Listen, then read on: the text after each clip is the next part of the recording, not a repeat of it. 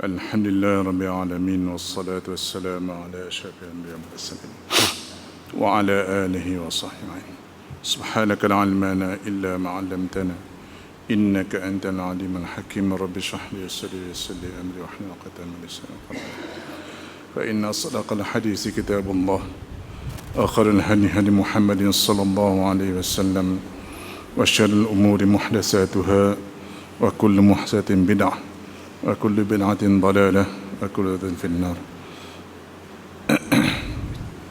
Kita masuk ke topik pertama dalam perbahasan kitab kita yang selama ini mukadimah je. Sebenarnya panjang lagi mukadimah tu, termasuklah isu anti hadis dan sebagainya. Cuma kita sebut sikit hari ini sebelum kita masuk bab yang pertama. Hadis bermaksud segala yang disandarkan kepada Nabi SAW. Hadis ataupun nama lain baginya sunnah, ataupun nama lain baginya khabar ataupun asar,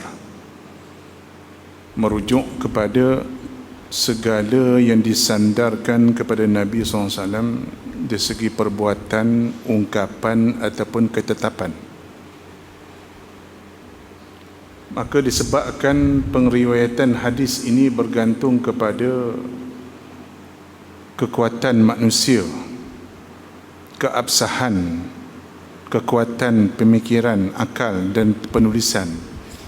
Maka dengan sebab itu adalah hadis sahih dan tidak sahih. Itu pun diperbahaskan kemudian selepas kurun pertama hijrah, barulah ulama bahaskan sahih ke tak sahih. Sedangkan sebelum tu ulama ambil saja daripada sahabat dengan bentuk pengamalan. Sebab tu kalau tuan-tuan jangan pelik, seperti saya sebut hari itu, bab-bab fiqh ataupun ilmu fiqh timbul dulu sebelum timbulnya ilmu lain. Sebab para tabi'in ambil daripada para sahabat dalam bentuk pengamalan, hukum hakam, ibadat, jual beli, muamalat dan sebagainya. Maka hukum hakam itulah diambil daripada para sahabat dan para sahabat ambil daripada Nabi SAW. Itulah hadis peringkat awal, tapi disusun dalam bentuk fiqh. Selepas daripada itu, barulah ada pengamalan ataupun periwayatan hadis yang ditulis secara rasmi pada tahun 60 Hijrah atas perintah Umar Abdul Aziz. Taib. Bila orang tanya kita hadis ni untuk apa peranan dalam agama, sangat besar. Peranan hadis ataupun sunnah sangat besar, iaitu nombor 2 selepas Quran. Betul, Quran sebagai dustur perlembagaan, di dalamnya segala intipati kehidupan, hukum hakam, falsafah, pengajaran dan sebagainya. Tetapi dari segi pengamalan ibadat, hukum hakam tidak didetailkan dalam Quran. Kalau tuan-tuan cek balik, hanya lebih kurang 500 ataupun 600 ayat saja yang cerita pasal hukum hakam dalam Quran. Itu pun tidak detail. Contoh perintah semayang umum, aqimus salah. Perintah zakat pun umum, wa atuz zakah. Cuma ada sedikit cerita pasal waktu solat, aqimis salat dari duluki syamsi ila ghasiqil lail. Contoh. Maka perlu pendetilan daripada hadis. Macam mana waktu solat yang sebenarnya, zuhur macam mana, asar macam mana, maghrib, isyak, subuh macam mana. Macam tu juga zakat. Hanya disebut ada beberapa ayat cerita pasal zakat secara umum. Wa atu haqqahu yawma hasadih. Keluarkanlah zakat tu hari tuaian. Menunjukkan zakat tanaman berbeza dengan zakat lain. Kalau zakat lain dia ada haul, cukup tahun baru bayar zakat. Tapi zakat pertanian dia tak perlu haul, sekali kutip, sekali bayar zakat. Iaitu apa? iaitu pertanian yang mengenyangkan, rutin, ruji, seperti beras, padi, gandum dan sebagainya. Pokok durian tak wajib zakat. Pelam harum manis tak wajib zakat. Tapi ada tempat dia kata wajib zakat, lentak mereka lah. Tu mereka punya jawab depan Tuhan esok. Tu je. Cari tanya dalil, mereka pun tak ada dalil juga. Tapi mereka juga cakap pasal dalil-dalil. Bila kita tanya dalil, tak ada pula. Boleh pakai kias pula dah. Tapi dia juga tak nak pakai kias, macam-macam. Tu lantak lima lah. Itu dia. Jadi hadis pertamanya sebagai sumber perundangan yang kedua, yang mana menjelaskan benda yang tidak jelas dalam Quran. Yang kedua, menceritakan benda yang tak dicerita dalam Quran. Banyak cerita dalam Quran umum, maka didetailkan oleh hadis. Ada benda yang tak diceritakan dalam Quran. Contoh, beriman dengan qada qadar. Beriman qada qadar hanya dalam hadis Nabi SAW. Dalam Quran tak ada. Dalam perkara Dajjal, dalam perkara Nabi Isa turun ke bumi, disebut dalam hadis Nabi SAW. Dalam perihal azab kubur, disebut dalam hadis Nabi. Tak ada, walaupun ada ulama mengatakan ada bayang-bayang disebut dalam Quran. Yes, tapi tidak disebut secara terang-terang. Kata malaikat Munkar Nakir mai tanya ma rabbuka, tak ada. Itu semua ambil pada hadis Nabi. Jadi kalau tuan-tuan tolak hadis Nabi, maka akan muncul golongan yang tolak soalan kubur. Bahkan mungkin akan tolak soalan pada mahsyar. Mungkin akan tolak bab sirat dan sebagainya. Sebab benda begitu banyak disebut dalam hadis Nabi. Jadi kalau kita tolak hadis Nabi, masalah. Contohlah, kita nak semayang, macam mana nak semayang? Tak usah kata nak ambil semayang macam mana. Walaupun dalam Quran sebut, iza qumtum ila salati faghsilu wujuhakum wa aydiyakum ila al-marafiq wa amsahu bi ru'usikum wa arjulakum ila al-ka'bain. Yes. Tapi basuh siku tu pun ada perbahasan ulama. Basuh tangan tu sampai mana? Mazhab Abu Hanifah kata sampai siku berhenti. Sebab Tuhan kata faghsilu wujuhakum wa aydiyakum ilal marafiq, dan tangan kamu sampai ke siku, sampai siku berhenti. Kata Syafi'i tak, sampai siku maknanya habis siku, bukan sampai siku berhenti. Oh, tu dia. Bukan maksud tak ada dalil hak sama, tapi cara perbahasan tak sama. Tu dia. Sebab tu jangan pelik lah. Nanti kita akan jumpa sini dalam bab niat, nanti kita akan tengok. Ikhlas adalah amalan hati. So pengarang ni bubuh tajuk ikhlas. Pasal apa tajuk ikhlas? Pasal cerita kita duduk dalam masjid ni. Duduk dalam masjid ni cerita bab ikhlas lah. Hak orang tak semayang, jangan cerita bab ikhlas. Hari ni orang suka promosi, update status, bolam Facebook, bolam WhatsApp, ikhlas, syukur, sabar, tawakal. Yang dia tu semayang pun tak. Mangkuk ayun nak mampu. Yang best tu, yang bubuh status tu siap pondan siam lagi, siap minta kedarah tuak dia tunjuk dalam tu. Tapi duk update status bab sabar, bab syukur. Penabuh tongkat mimbar tu baru dia tahu. Sebab apa saya sebut tadi, istilah tasawuf ni suka dengar, orang seronok dengar. Sebut tawakal, sebut ikhlas, tambah sebut istilah pelik-pelik tu. Sebut maqam, sebut ahwal, seronok. Sebut muraqabah, musyahadah, wiratul wujud. Oh, sebab istilah tu menarik. Kalau kita ada sebut syarat sah semayang, wajib semayang, tak syok. Tak syok. Benda dah familiar, tak berapa syok. Tapi cuba tanya hak duk sembang bab ikhlas tu, rukun semayang nak berapa, dia tanya dia. Saya sedar tu tak lepas. Syarat rukun takbir dah berapa? Syarat niat dah berapa? Mampu tak ada jawab. Tu cerita lagi. Ikhlas ni cerita benda dah berlaku. Orang tu dah buat taat, dah beramal bagus dah, baru cerita bab ikhlas. Sebab tu kalau bab tasawuf sekalipun, ikhlas ni dah hujung-hujung dah.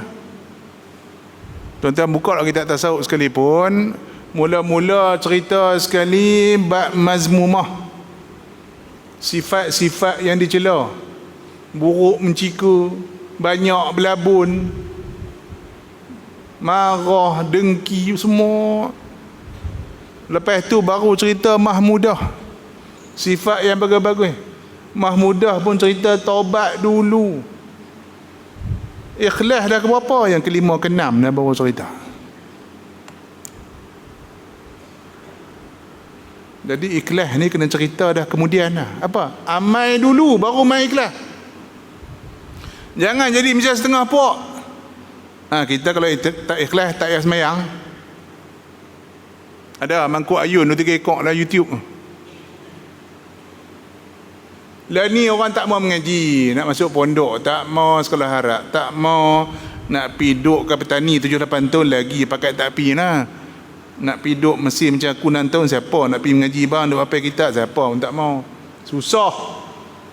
Sekarang ni mengaji YouTube, jumpa tok guru dalam YouTube, ni jumpa macam-macam.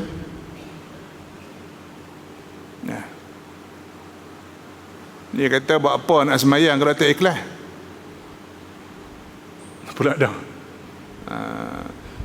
Amal dulu, sedekah dulu, puasa dulu, zakat dulu, pergi buat ibadat dulu, buat baik pada orang tua dulu. Ikhlas datang kemudian. Mana apa?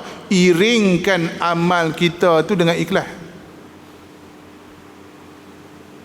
Kalau kita nak tunggu ikhlas dulu baru nak amal, pakai tak jadi kerja. Tak jadi kerja. Buat dulu. Tu setan punya main dalam perut kita. Hang satgi hang semayang, satgi tak ikhlas. Tu tak payah semayang, tak payah semayang. Ni nak sedekah dalam tabung masjid. Nanti orang tengok, orang kata hang hebat pula. Tu riak, tak bagus. Lepas tu tak usah sedekah, tak usah sedekah. Nak bayar zakat lagi lah. Siap salam dengan tok imam lagi pula. Nanti orang tengok pula, tak ikhlas pula. Langsung tak zakat, sudah. Buat haji lagi lah. Satu kampung pergi hantar. Hampir buat haji kena orang ke kena manusia. Ni sampai satu kampung pergi hantar hang ke airport. Bukan kena orang tak ikhlas. Tu tak usah buat haji. Sampai sudah tak buat ibadat pun sudah. Siapa yang cakap tu? Setan main bisik kat perut kita.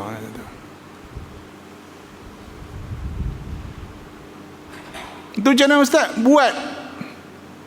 Bila buat tu iringkan dengan ikhlas. Lawan nafsu tu. Supaya apa? Supaya kita buat tu kerana Allah Ta'ala.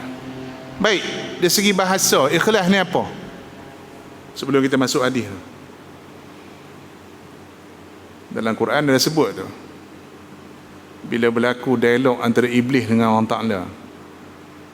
Bila Tuhan perintah iblis keluar daripada syurga, turun ke bumi dengan Nabi Adam dan Hawa.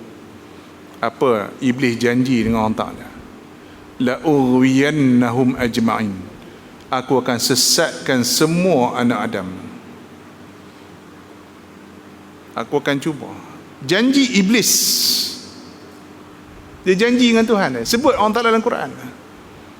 Tapi kita lupa hak tu. Kita selalu lupa hak tu. Tuhan dah bubuh statement dalam Quran jelas. Iblis janji dengan Tuhan, sumpah depan Tuhan, aku akan sesatkan Adam. Illa ibadaka minhumul mukhlasin, melainkan hamba kamu yang benar-benar ikhlas. Disebut mukhlasin sana, bukan mukhlisin.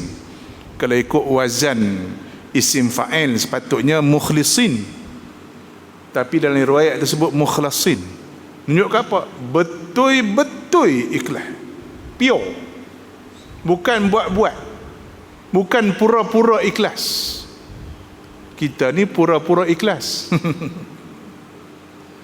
Macam orang berlakon kan? Berlakon tu banyak pura-pura sedih, pura-pura suka. Tu biasa. Pelakon yang hebat ni boleh buat banyak watak. Watak sedih pun boleh, watak gangster pun boleh, watak orang baik pun boleh, watak mak mentua penyayang pun boleh, watak mak mentua garang cengeng pun boleh. Boleh berlakon. Tu pelakon yang serba boleh. Boleh berlakon. Tapi hati kita ni kita tak boleh lakon. Sebab Tuhan duk telek hati perut kita tu.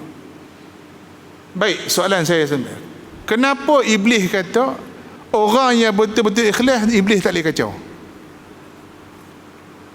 Okay. Soalan cepu mah. Hari ni 20 bulan 10. 20 bulan 10, 20. Cantik tu. 20 bulan 10. Soalan cepu mas.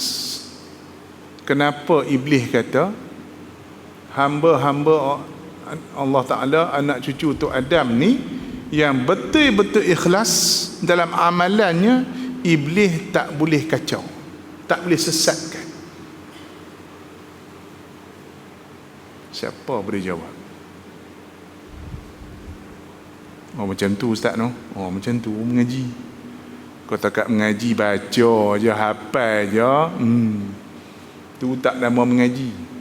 Mengaji ni mengapai, faham, reti, praktikal, compare, analisis.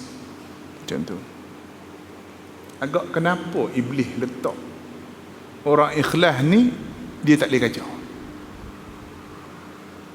Adakah?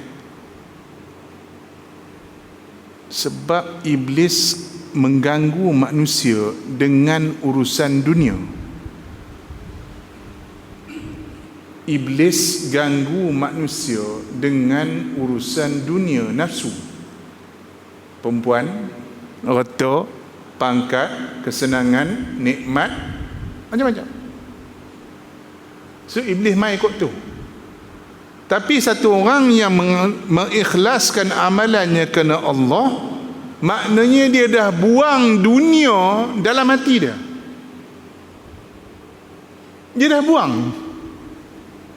Semayang pasal orang, semayang pasal orang nak puji, semayang pasal nak jadi menantu orang tu, semayang pasal dah dia buang habis lah. Bila orang dah buang nafsu dunia daripada perut dia, setan tak ada ruang nak masuk dalam hati dia. Tak ada. Sebab tu Iblis mengaku pengakuan ikhlas daripada Iblis.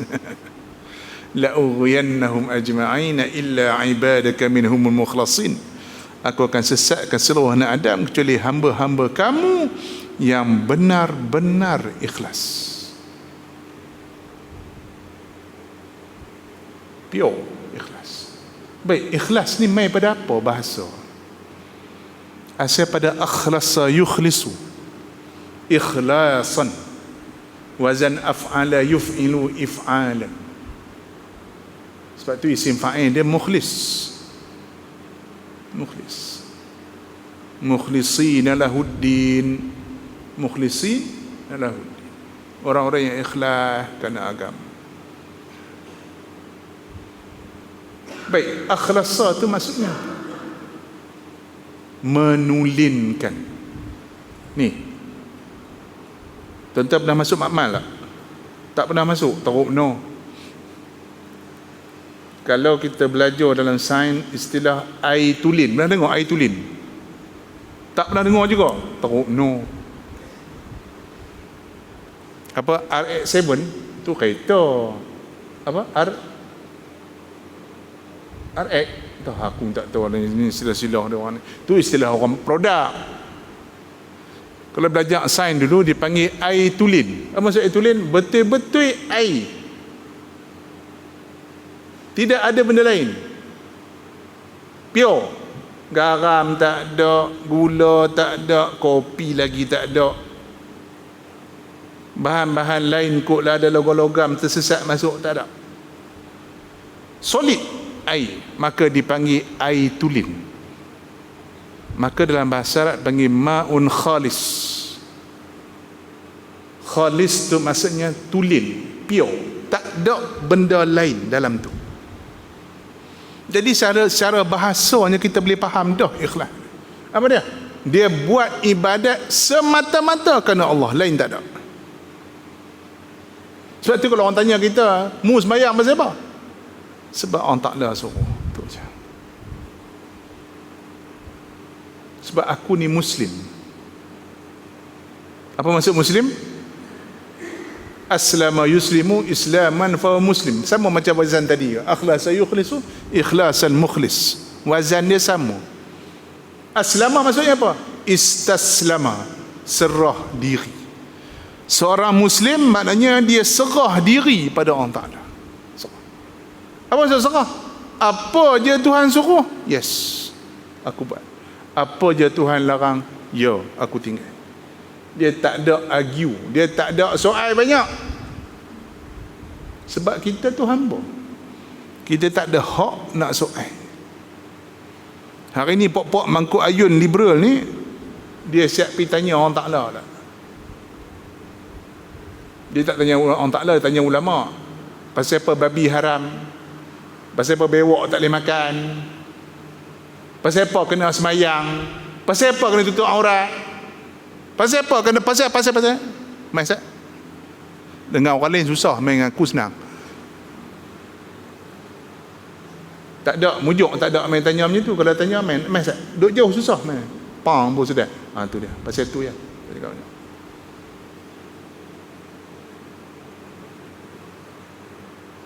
Tuhan bagi mu makan, Tuhan bagi mu nyawa, Tuhan bagi mu jantung, darah, daging boleh bergerak semua. Tuhan minta mu semayang ya, tak boleh.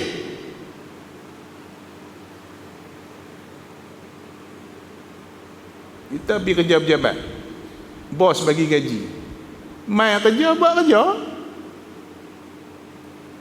Ni pan sikit tak baik. Kerja tak buat, nak minta gaji. Penempang boleh.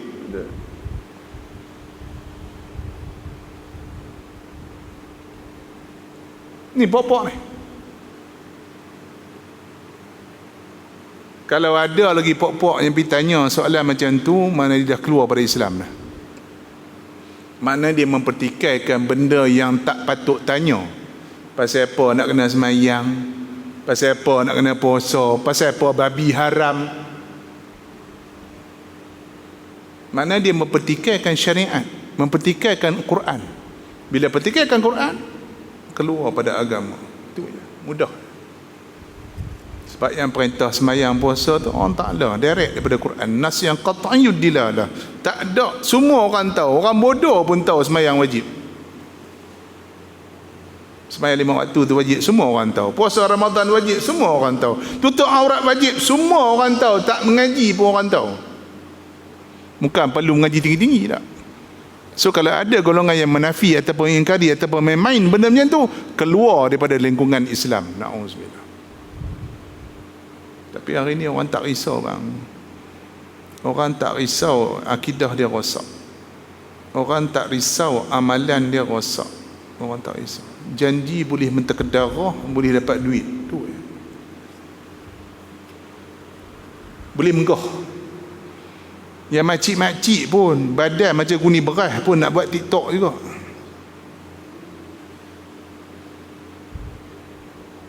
Kalau badan tu macam Ira Fazira, gagah lagi lah nak buat TikTok. Muda macam Mira Filza kan nak buat TikTok, gagah lagi lah. Hak tua-tua ganyut dah, cucu pun dah ada dah, pun nak TikTok juga. La ilaha illallah. Tak ada kerja ke apa? Nak buat juga rakam-rakam bodoh tu masuk cerita ke orang. Berkelahi dalam YouTube, berkelahi dalam Facebook. Ini punca pasal apa? Dia tak tahu hidup dia untuk apa. Tuan-tuan boleh cek balik. Kita berkelahi pasal apa? Kita yang susah perut ni pasal apa? Bahasa saya panggil senang, bahasa susah perut. Bukan perut yang susah, hati yang susah. Sebab orang Melayu dia panggil busuk perut. Betul? Busuk perut. Perut tak elok. Bahasa orang Parit, perut tak elok. Yang kita duduk susah perut hari ni apa siapa? Pasal bini, pasal anak, pasal rumah, pasal kereta, pasal pangkat, nak itu, nak ini. Kita nak pangkat, orang lain dapat, bengkak perut. Kita nak awet tu, orang lain dapat, sakit hati. Tak dapat kita, pergi jumpa Tok Umar, santau pergi buang. Ni yang berlaku. Punca dia apa? Mudah kan? Kita lupa yang kita tu hidup untuk apa? Kita lupa yang kita hidup ni untuk apa? Kita ni siapa? Kita ni siapa yang nak lawan kudrat Allah Ta'ala? Kita ni siapa nak lawan qada qadar Tuhan? Kita tu siapa?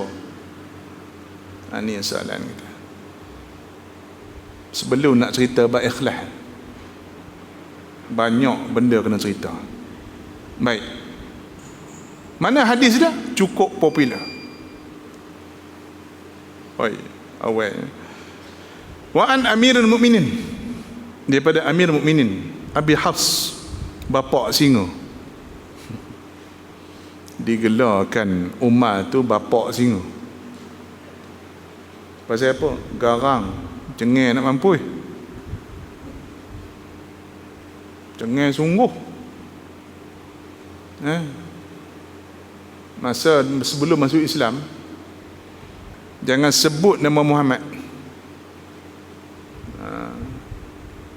Dia boleh cabut pedang nak katuk. Siapa sebut nama Muhammad, aku nak katuk pula.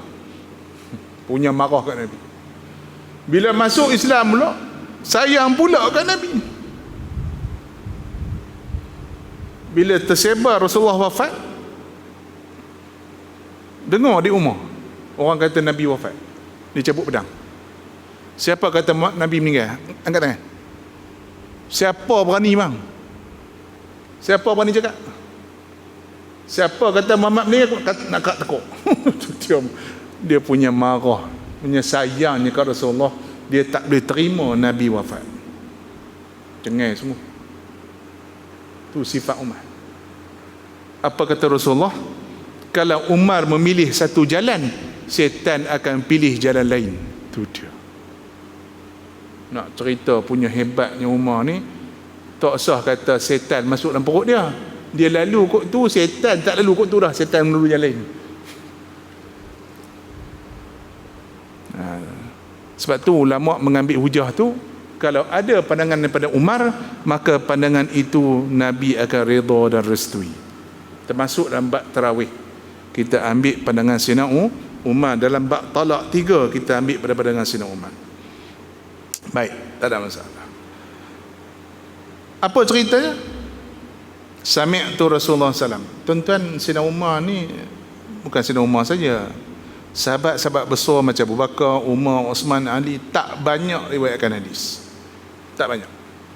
Boleh katakan hadis Umar ni lah 1, 2, 3. 2, 3 hadis itu ni antara yang popularnya. Apa dia? Innamal a'malu binniyat. Aku dengar Rasulullah bersabda, sesungguhnya amalan itu dengan niat. Tuan-tuan, banyak orang kutuk bahasa Melayu. Adalah orang kutuk bahasa Melayu, bahasa yang banyak pinjam cakap, banyak tak cukup perkataan. Betul, saya tak nafikan. Tapi bahasa Melayu ada istimewa dia. Mana? Kalau kita biasa-biasa ni berkata, saya berkata, saya bercakap, tuan-tuan berkata, bercakap. Kalau raja-raja bertitah, yang di Pertuan Agong bertitah. Kalau nabi-nabi bersabda. Kalau Tuhan berfirman. Special. Bahasa Arab dah. Bahasa Arab, aku pun aku kata, qala Nabi. Qala rajulun, berkata seorang lelaki. Nabi pun qala Nabi. Allah Ta'ala pun qala Allah Ta'ala. Dia qala belaka. Tang situ lebih ni bahasa Melayu. Tak mana lagi? Okey. Tang kekeluargaan. Bahasa Melayu dia ada abang long, abang ngoh, abang cik. Pak long, pak ngoh, pak cik. Pak lang, pak su, pak teh, panjang. Semua dah. Dia. Pak tam. Apa lagi? Tak tahu. Pak uda lagi? Dah. Bahasa Arab tak ada. Bahasa orang putih tak ada. My brothers, my sister. Kakak pun sister, adik pun sister. Abang pun brother, adik pun brother. Arab macam tu. Sebab tu bila berlaku antara Musa dengan Harun, ulama confuse. Yang mana abang, mana adik? Ada kata Harun abang, ada kata Harun adik. Macam-macam. Tu terpulang, tak ada masalah. Tu bahasa Arab dia gitu. Sebab akhun dalam bahasa Arab tu adik-beradik. Abang ke adik tak tahu. Itu dia. Itu beza dia. Maka berkata Umar, aku dengar Nabi SAW bersabda. Terjemah Melayu gitu. Kalau terjemah Arab sama aja. Umar berkata, aku dengar Nabi berkata. Sama, kata juga. Tok Syekh kawan kita pun kata juga. Kita yang tak apa cerdik pun kata juga.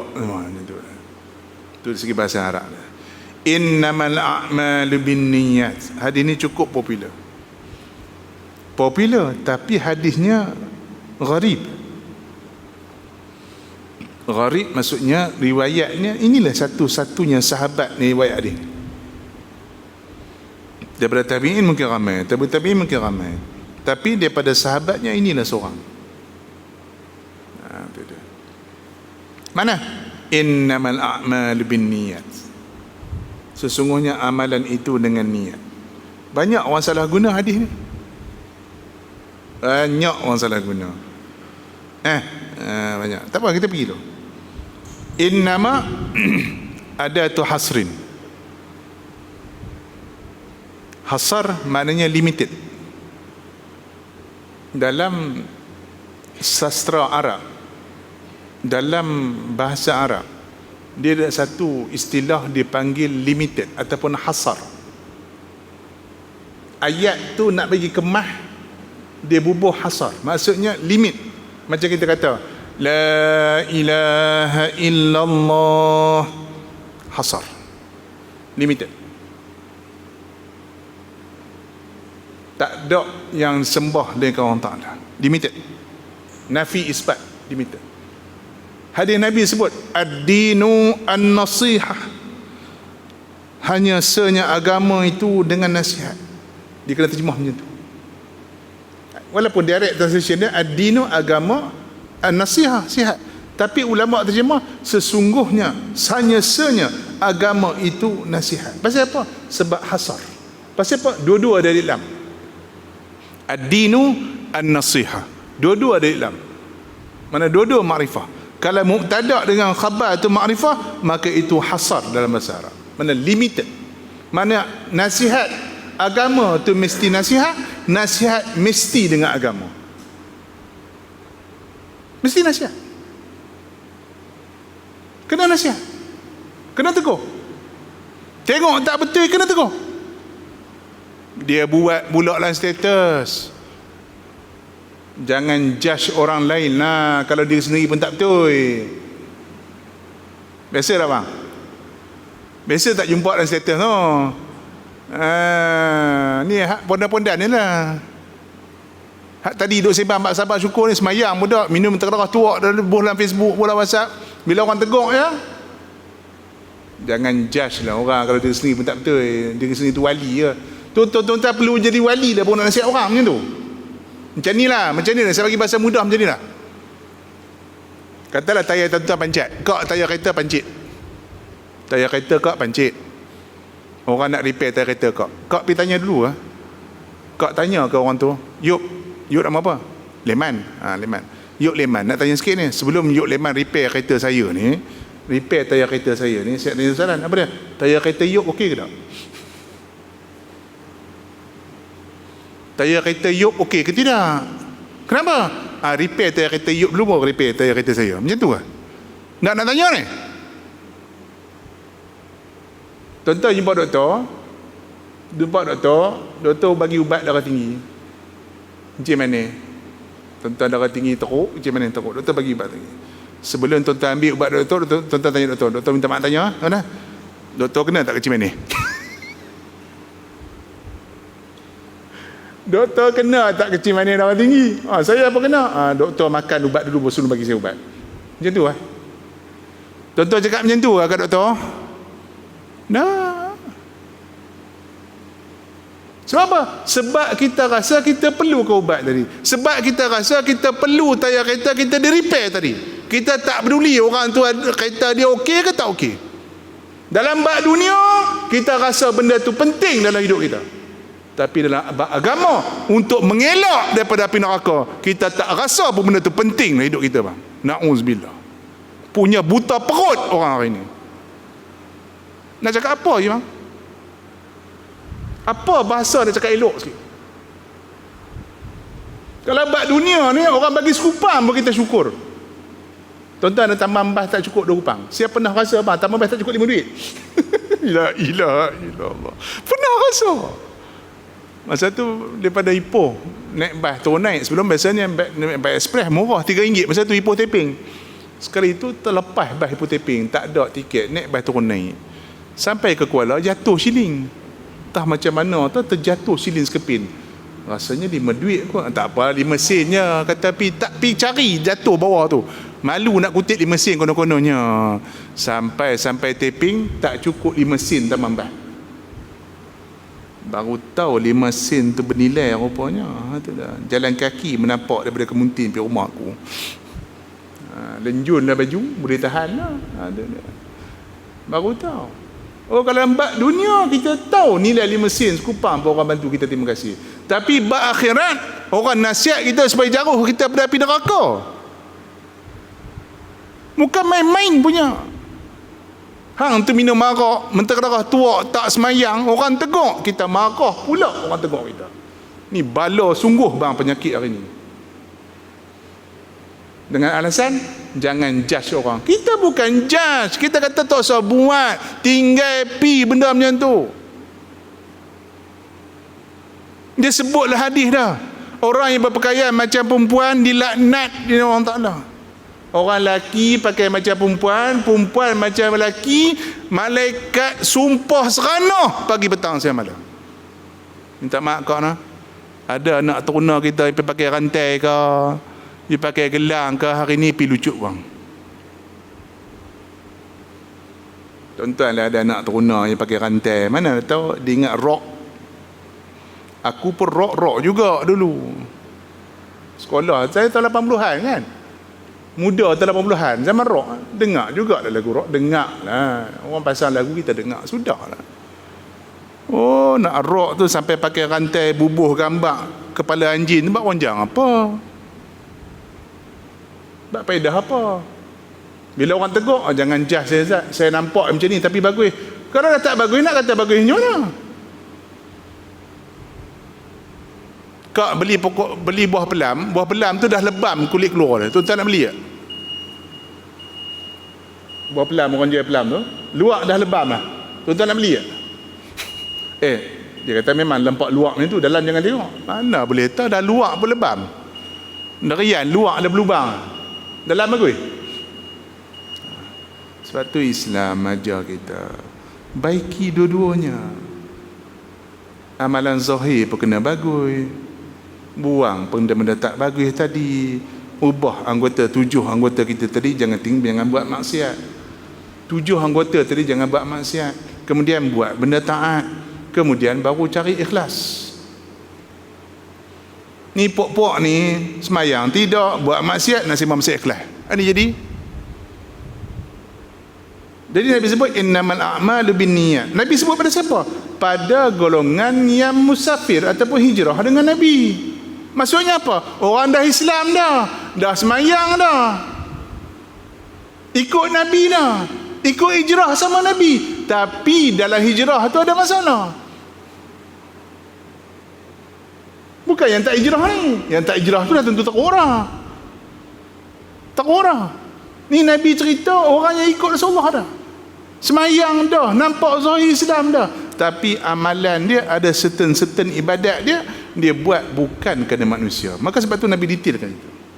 Faman wa innama likulli imri'in ma nawa. Setiap seseorang tu ikut apa yang dia niat. Faman, man tu syartiyah. Kanat hijratuhu, barang siapa hijrahnya untuk Allah dan Rasulnya, maka hijrahnya itu untuk Allah dan Rasulnya. Ya, ada yang pergi memang ikut Nabi. Pasal apa hijrah? Rasulullah hijrah. Pasal apa hijrah? Tuhan suruh. Cukup. Ya tuan-tuan. Pasal apa main masjid? Tuhan suruh semayang. Afdalnya semayang ni awal waktu, afdalnya jemaah, dan paling afdal di dalam masjid. Dalam masjid. Contoh nak ceritakan afdal semayang jemaah. Kata tadi tuan-tuan semayang maghrib seorang-seorang. Tuan-tuan main lambat, tiba dah ada orang dah habis semayang, tuan-tuan pun semayang seorang. Tiba-tiba main 2-3 orang semayang maghrib jemaah. Sunat kita semayang lagi sekali. Sunat kita semayang sekali lagi. Tak wajib. Wajib lepas dah. Sunat kita semayang lagi sekali. Macam tu nak cerita bagi jemaah afdal. Bahkan ya, ulama detailkan ya, kita main lambat, orang dia semayang jemaah dah. Kita main lambat, kita semayang, rasa rugi tak dapat jemaah. Tuan-tuan semayang 27 kali. 3 rakaat, lagi 3 rakaat, 3 rakaat, 3 rakaat, sampai 27 kali semayang. Pun takkan dapat pahala jemaah. Rugi tak? Rugi. Tu belum kira pergi masjid lagi. Duduk dalam masjid lagi. Duduk sah dapat pahala itikaf lagi, dapat pahala tunggu semayang lagi, dapat mengaji lagi. Tak payah pergi Mesir pun, tak payah pergi Tarim pun mengaji. Duk dengar dia daripada rumah main masjid, bukan jauh mana pun, tak ada 5 minit start motor sampai. Tak mau juga. Bek lepak kat Jabatan Sayung lagi bagus. Bala. Bila orang tegur, jangan judge lah. Pula dah. Bala sungguh. Orang yang tegur pula salah. Nabi suruh itu tegur. Ni tuan-tuan, ni musibah yang timpa kita hari ni. Na'udzubillah. Kita ingat itu lega dah COVID. Tiba-tiba main balik. Main pula tu bukan sekali ganda, 2 kali ganda main. Hari ni berapa tak tahu, okey, semalam 860. 3 hari dah 800. Yang Pak Imam duk doa lah, Pak Lebai duk doa lah, Tok Siak doa lah, minta Tuhan angkat bala. Tuhan tak angkat-angkat bala. Pasal apa? Saya teringat satu sunnah Nabi sebut. Mana Nabi sebut? Suruhlah benda baik dan cegah mungkar. Wa'mur bil ma'ruf wanha 'anil munkar. Dakwah ni suruh buat baik dan cegah mungkar. Mana kata Nabi, jangan sampai satu masa, kata Rasulullah, mafhum lebih kurang, kamu doa, Tuhan tak angkat doa kamu. Tok Lebai doa, Tuhan tak angkat. Pak Imam doa, Tok Guru doa, Tuhan tak angkat. Pasal apa? Sebab maksiat duk berlaku depan masjid mantau kita.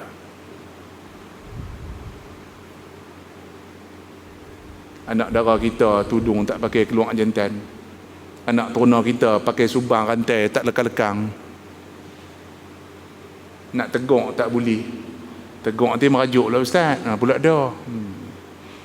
Tak tahu nak abang lah tuan-tuan hari ni. Tu dah cerita dunia. Ya, saya ambil 5 minit.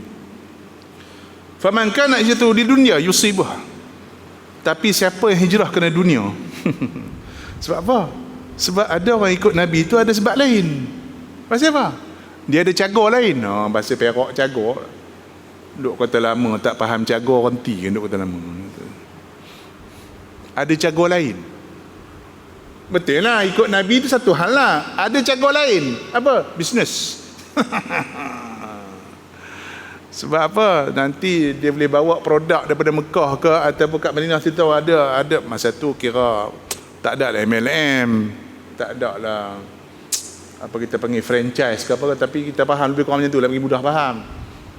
Sekejap lagi kalau aku pergi Madinah, ada produk yang bagus, boleh aku bawa pusing. Dia nampak waktu dia mai ikut Nabi tu separuh hati, ada tujuan lain. Pasal apa? Pasal ada tujuan bisnes, pasal ada tujuan harta, ataupun awi mra'atin yankihuha, pasal awet. Ni pun satu hal juga. Pasal apa? Adalah cerita dia. Tak payah sebutlah nama sahabat tu, tak elok. Ada cerita dia. Mana? Dia ni tak berapa nak ikut Nabi sangat. Sebab dia pun ialah kampung halaman. Bukan senang nak tinggal kampung halaman.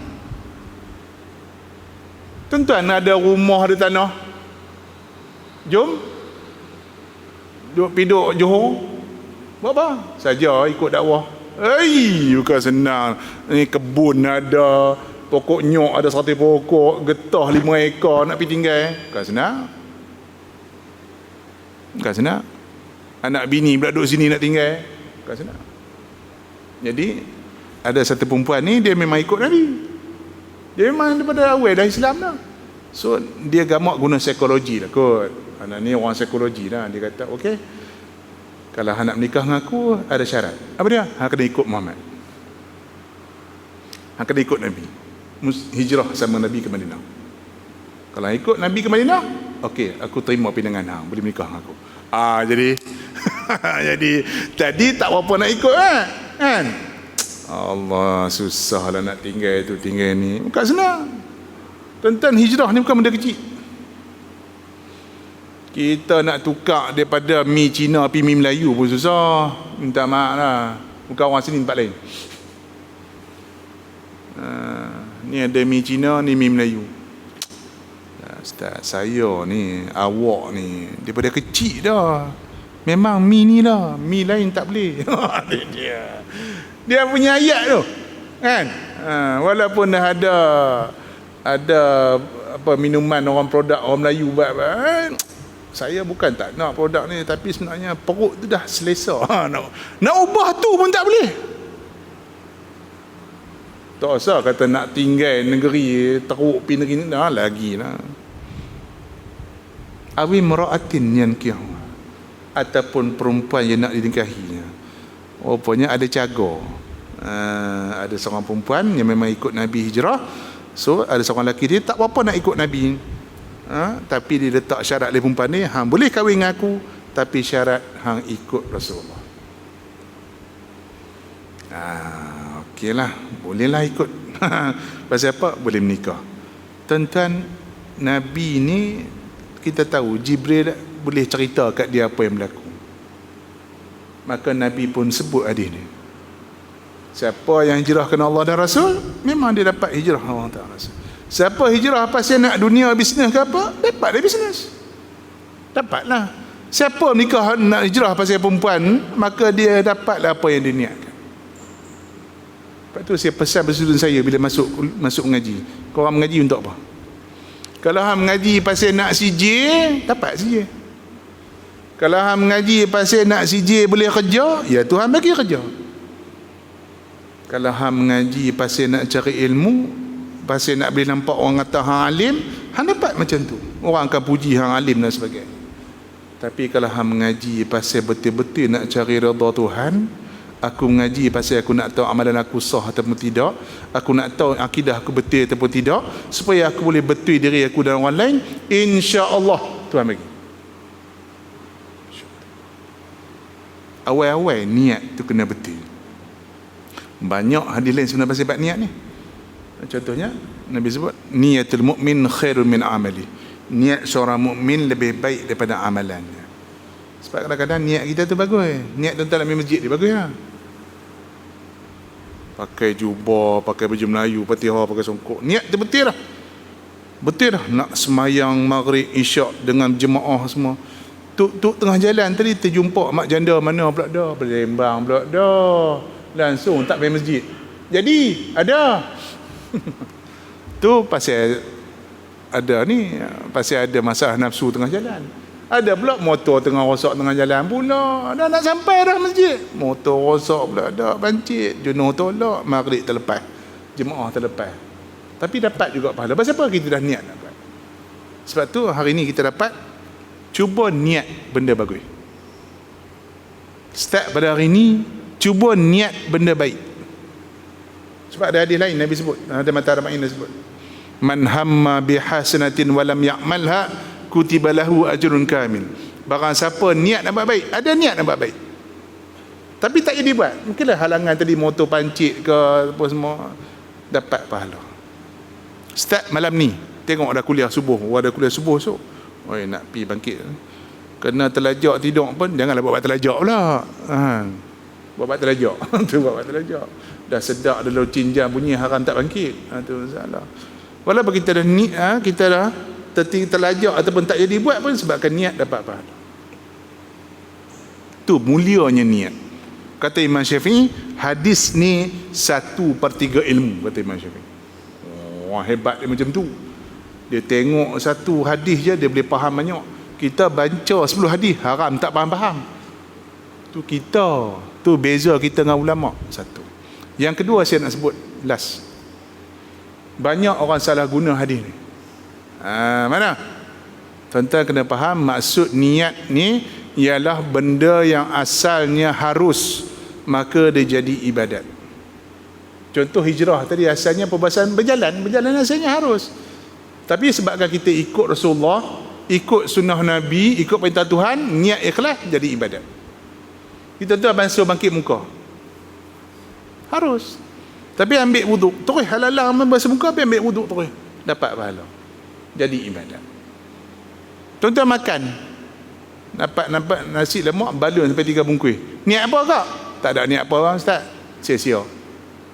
Makan niat, Allah bagi aku sihat, boleh aku ibadat, boleh aku cari rezeki. Kalau orang lelaki nak pergi noreh ke, nak pergi buat kerja pejabat ke, makan roti canai 2 kepin pun tak apa, makan niat. Apa? Aku niat, aku makan ni kerana Allah Ta'ala supaya mudah aku kerja cari rezeki halal untuk anak bini aku. Dapat pahala. Tetapi niat tidak boleh mengubah benda haram jadi harus. Mana? Dia ambil arak, Bismillahirrahmanirrahim, aku niat ni air sejuk. Ni arak contoh, dia niat jadi air sejuk, boleh minum? Tak boleh. Ada, saya dengar lah, di Kuala ni bukan cerita orang Aluk Start ke orang Kedah lah. Kuala dah ada orang cakap ni dia.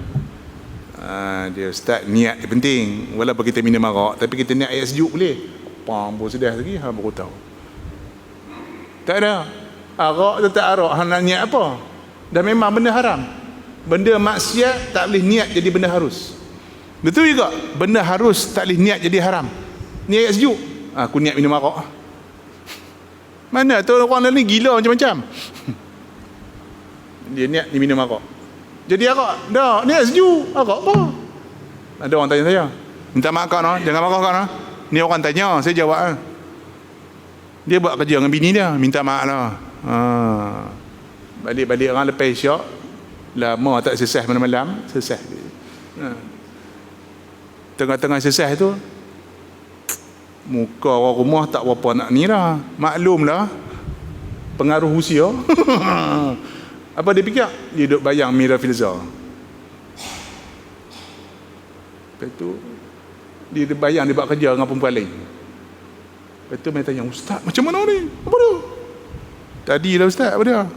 Tadi terlajak apa? Terlajak lah Ustaz. Okey, lepas tu tak lah, masa buat kerja tu saya niat main dengan orang lain. Macam mana Ustaz? Hang kata apa? Tak, niat tak ada masalah. Tak ada masalah. Tak ada masalah, tak ada efek. Benda tu tak ada efek. Benda yang halal tak akan jadi haram, benda haram tak akan jadi halal dengan niat. Lain kalau nazar, lain kalau sumpah. Mulai hari ni dia kata dia sumpah tak nak minum Milo. Contoh, manalah tahu lepas minum Milo cirit 3 hari. Contoh. Lepas tu kata, dengar. Hari ni sumpah tak nak minum Milo lah. Dia cakap depan orang ramai, ada saksi semua cukup. Haram. Lepas tu tak boleh minum Milo. Pasal apa? Hang sendiri haram diri hang. Tu yes. Tapi kalau dia minum Milo, dia kata ni arak, tak. Tu tak ada kena-mengena. Tu saja bodoh punya kerja. Ada minum halal, pergi niat benda haram. Buat apa? Tak ada faedah. Lara jadi dia. Wallahu a'lam. Bismillahirrahmanirrahim. Alhamdulillah. Allahumma ya arhamar rahimin wa bil haqq.